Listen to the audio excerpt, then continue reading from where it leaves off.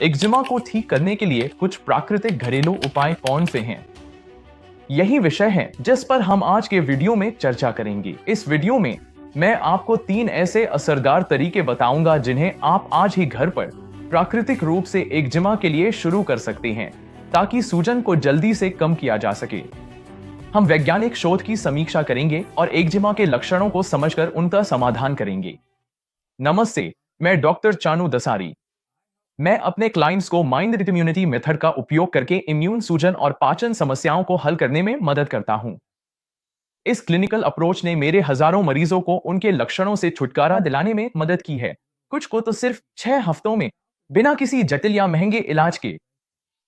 अगर आप एक्जिमा के लिए स्थायी समाधान ढूंढने और जल्दी परिणाम पाने के लिए गंभीर हैं, तो नीचे दिए गए डिस्क्रिप्शन में लिंक देखें, जहां मैं आपको उन प्रोटोकॉल्स के बारे में बताता हूं जिनसे मेरे क्लाइंट्स ने 6 हफ्तों के भीतर एक्जिमा में स्वास्थ्य पाया है। आप इसे वीडियो के नीचे दिए गए लिंक से प्राप्त कर सकते हैं और मुझे पता है कि यह आपको बहुत मदद करेगा। यह लिंक आपको एक पेज पर ले जाएगा जहां आप अपना ईमेल डालते हैं और एक्जिमा को उलटने के लिए फ्री ट्रेनिंग प्राप्त करते हैं।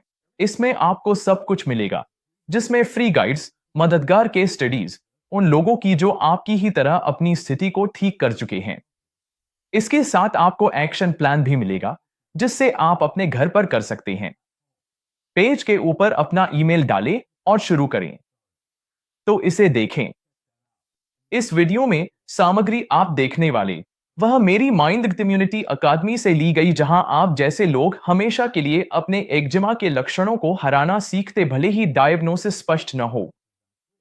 अब मैं आपको 3 आसान प्राकृतिक घरेलू उपाय बताने जा रहा हूं जिनसे आप एक्जिमा की सूजन को जल्दी राहत दे सकते हैं। मैं आपको इन तरीकों के पीछे का विज्ञान भी समझाऊंगा कि वास्तव में क्या काम करता है और किन चीजों से बचना चाहिए। इसके अलावा मैं आपको कुछ उपयोगी टिप्स भी दूंगा कि एक्जिमा की सूजन को दूर करने के लिए कैसे शुरुआत करें और अपनी योजना कैसे बनाएं। अब इससे पहले कि हम आगे बढ़े, लाइक और सब्सक्राइब करना न भूलें और नोटिफिकेशन बेल दबाएं ताकि आप अपडेट रह सकें। ये वीडियो हर उस व्यक्ति के लिए जरूर देखने लायक है जो एक्जिमा के लक्षणों को हमेशा के लिए ठीक करना चाहता है, और इसमें ऐसी उपयोगी जानकारी है जो शायद आपको कहीं और नहीं मिलेगी।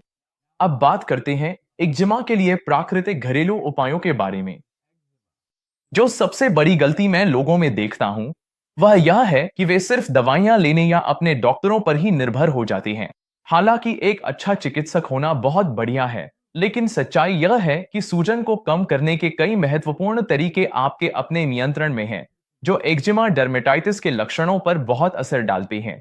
और आप सोच रहे होंगे कि ये उपाय क्या हैं? तो चलिए बात करते हैं प्राकृतिक घरेलू उपायों की और चर्चा करते हैं उन 3 कारकों की जिन्हें आपको एक्जिमा डर्मेटाइटिस की सूजन को हल करने के लिए बेहतर बनाना होगा।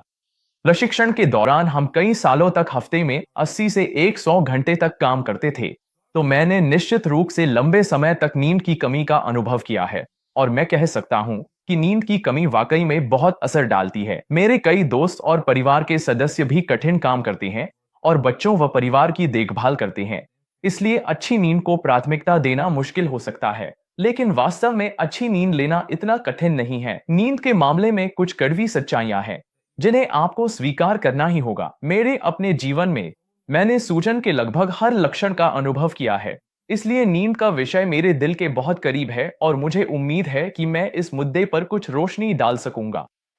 पता चलता है कि नींद की समस्याएं इतनी आम है कि केवल 1/4 वयस्क ही लगातार अच्छी नींद लेने की रिपोर्ट करते हैं। बाकी 75% लोग समस्याओं का सामना कर रहे हैं, कभी कभी तो रोजाना। हम जानते हैं कि नींद में बाधा आने से cortisol, tumour necrosis factor alpha और इंटरल्यूकिन 6 के बढ़ने के कारण सूजन होती है। लेकिन क्या आप जानते हैं कि नींद में गड़बड़ी सूजन के सबसे मजबूत एपिजेनेटिक ट्रिगर्स में से एक है? सर्केडियन रिद्म हमारे जीन के 15% पर नियंत्रण रखते हैं। यही वह प्राकृतिक उतार चढ़ाव है जिसे हमारा शरीर हमें अपनाने के लिए कहता है। दुर्भाग्यवश काम, परिवार और तनाव बाधा डालती हैं। नींद उन जीनों को प्रभावित करती है जो उम्र बढ़ने, मूड, पाचन और प्रतिरक्षा सूजन नियंत्रित करते हैं। हर जैविक क्रिया पर हमारा जीवन निर्भर करता है। पुनर्स्थापना नींद कैसी दिखती है? मैं नींद को कार्यात्मक हिस्सों में बांटकर देखना पसंद करता हूं। गहरी नींद ऊतकों की वृद्धि और उपचार के लिए होती है। रैपिड आई मूवमेंट स्लिप या रेम नींद सीखने और याददाश्त के लिए महत्वपूर्ण है। ये दोनों मिलकर वह बनाते हैं जिसे हम पुनर्स्थापना करने वाली नींद कहते हैं, जो आमतौर पर कुल नींद चक्र का लगभग 40% होती है। अब जाहिर है कि ये अनुपात बदल सकते हैं। उदाहरण के लिए, कई लोग महसूस करते हैं कि शराब पीने वाली रात के बाद अगले दिन वे उतने तेज या तरोताजा महसूस नहीं करते। ऐसा इसलिए होता है क्योंकि शराब आपके द्वारा मिलने वाली पुनर्स्थापना करने वाली नींद की मात्रा को प्रभावित करती है। एम्बियन, बेनेड्रिल, एक्सेएनएक्स जैसी दवाएं, जिन्हें आमतौर पर नींद लाने के लिए इस्तेमाल किया जाता है, ये भी इन अनुपातों को नकारात्मक रूप से बदल देती हैं और समय के साथ संज्ञानात्मक गिरावट का कारण बनती हैं। कैफीन भी एक बड़ा कारण है, खासकर अगर इसे दोपहर या शाम के समय लिया जाए। व्यायाम सूजन को कम करता है। ज्यादातर लोग जो सूजन से जूझते हैं, उनकी ऊर्जा का स्तर बहुत कम होता है। उन्हें मांसपेशियों और जोड़ों में दर्द भी रहता है। तो मुझे पता है कि व्यायाम शुरू करना मुश्किल हो सकता है, लेकिन मैं आपको यह भी बता सकता हूं कि एक बार जब आप किसी तरह का कार्यक्रम शुरू कर देते हैं, भले ही वह बहुत ज्यादा न हो, आप बदलाव देखना शुरू कर देंगे। मुझे लगता है कि व्यायाम के कुछ उद्देश्य होते हैं। पहला, यह सूजन को कम करता है। यह टीएनएफ, इल-6 और एराकिडोनिक एसिड मार्गों को सकारात्मक रूप से प्रभावित करता है। दूसरा, यह नींद में सुधार करता है। जो लोग सोने में या नींद बनाए रखने में परेशानी महसूस करते हैं, अगर वे दिन में व्यायाम करते हैं, और मेरा मतलब है सच में इतना व्यायाम करें कि खत्म होने के बाद थकान महसूस हो, तो सोने के समय वे बेहतर महसूस करते हैं। वे इतने थक जाते हैं कि तुरंत सो जाते हैं और नींद में बने रहते हैं। तीसरा, यह चिंता और तनाव को कम करता है। व्यायाम हार्मोन कोर्टिसोल का एक शक्तिशाली अवरोधक है। चौथा, यह ग्रोथ हार्मोन का स्राव करता है, जो आपके शरीर की कोशिकाओं को अधिक युवा चयापचय अपनाने के लिए प्रेरित करता है। पांचवा, यह पाचन में सुधार करता है। अंत में चीजें तेजी से आगे बढ़ती हैं। तो कौन सा व्यायाम सबसे अच्छा है? मैं सप्ताह में 2 से 3 बार हाई इंटेंसिटी इंटरवल ट्रेनिंग की सलाह देता हूं, और शुरुआत में लगभग 20 मिनट करें।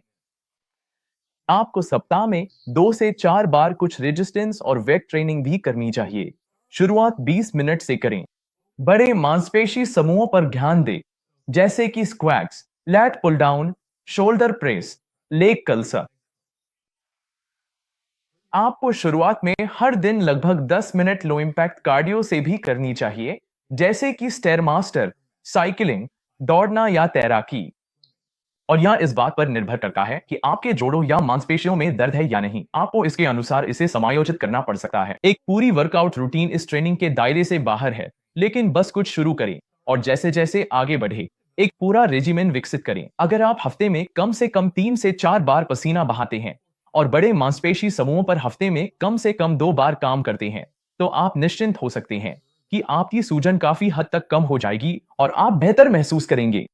मुझे एहसास है कि तनाव सूजन में बड़ी भूमिका निभा सकता है। एक तो यह फाइट या फ्लाइट प्रतिक्रिया को ट्रिगर कर सकता है, जिससे आपके शरीर में कोर्टिसोल का स्तर बहुत बढ़ जाता है। यह नींद, आहार और समग्र जीन फंक्शन को भी प्रभावित कर सकता है। मैं देखता हूं कि बहुत से लोग कठिन नौकरियां करते हैं, आर्थिक असुरक्षा का सामना करते हैं, घर पर अपने प्रियजनों की देखभाल करते हैं, तो बहुत सारी जिम्मेदारियां हैं जिन्हें आप अपनी खुद की जरूरतों से ऊपर रख रही हैं।